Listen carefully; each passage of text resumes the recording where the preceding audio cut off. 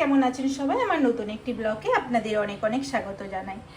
আজকে বানাবো মাছের মাথা দিয়ে পাতাকপি। তো পাতাকপিগুলোকে খুব সুন্দরভাবে কেটে নিয়েছি, আলু আর পাতাকপি।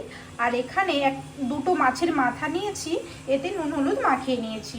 আর তেলও এদিকে গরম হয়ে গিয়েছে। তো মাছের মাথাগুলোকে খুব ভালোভাবে ফ্রাই করে নেব।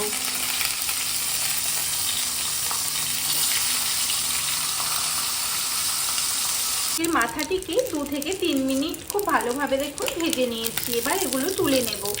কড়াইয়ের মধ্যে যা তেল রয়েছে আমি বাঁধাকপিটাকে ভেজে নেব।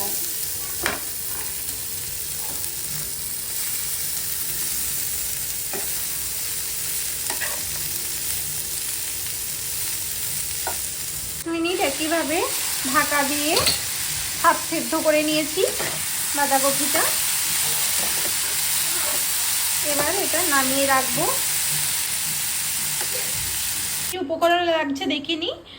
হলুদ গুঁড়ো, জিরে গুঁড়ো, ধনে গুঁড়ো, গরম মশলা, লবণ আর গোটা জিরে আর কালো জিরে, তেজপাতা আর একটা শুকনো লঙ্কা আর একটা ছোট সাইজের টমেটো আর কাঁচা লঙ্কা আর হাফ পেঁয়াজ আমি থেতো করে নিয়েছি, হাফ কুচিয়ে নিয়েছি। এখানে আদা রসুন বাটা আর এখানে ধনে পাতা কুচানো। তো আরেকটা কড়াই তেল গরম করে নিয়েছি। ফোড়নের জন্য কালো জিরে, তেজপাতা আর গোটা জিরে দিয়ে দিলাম। এবার দিয়ে দেব কোচানো পেঁয়াজ।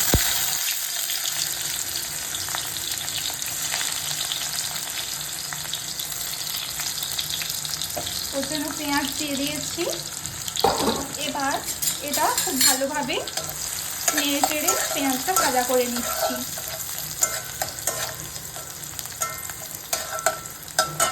এখন কাঁচা লঙ্কা চিড়ে রেখেছি, এটাও দিয়ে দেব।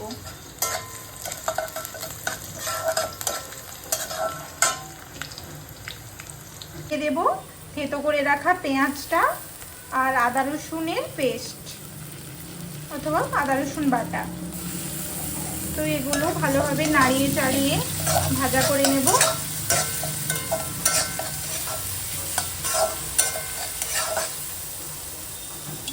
এটা ভাজা হয়ে গিয়েছে। এখন দিয়ে দেব টমেটো কুচি।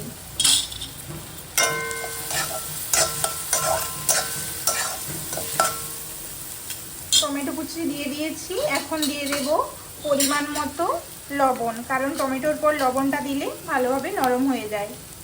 পরিমাণ মতো লবণ দিয়ে দিলাম। আবারও খুব ভালোভাবে নেড়ে চেড়ে ভাজা করে নেব। আদা রসুন টমেটো খুব ভালোভাবে ভাজা হয়ে গিয়েছে। এখন এতে দিয়ে দেব পরিমাণ মতো হলুদ গুঁড়ো, ধনে গুঁড়ো, জিরে গুঁড়ো আর গরম মশলার গুঁড়ো। এরপর আবারও খুব ভালোভাবে মশলাটাকে কষিয়ে নেব। মশলাটা কিন্তু খুব ভালোভাবে আমি নেড়ে চেড়ে কষিয়ে নিয়েছি। এখন দিয়ে দেব ওই ভেজে রাখা পাতাকপিগুলো।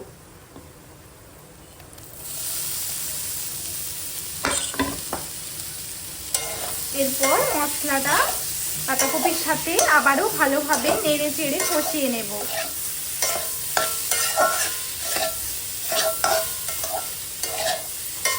খুব ভালোভাবে কষিয়ে নিচ্ছি।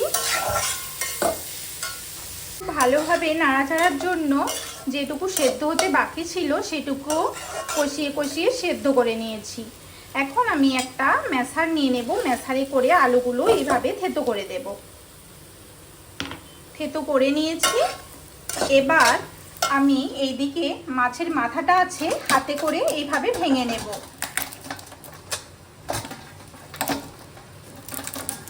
এইভাবে ভেঙে নিলাম এবং এর মধ্যে অ্যাড করে দেব মাছের মাথাটা। আবারও খুব ভালোভাবে নেড়ে চেড়ে নিচ্ছি যাতে মাছের মাথাটা পাতাকপির সঙ্গে খুব ভালোভাবে মিক্সড হয়ে যায়।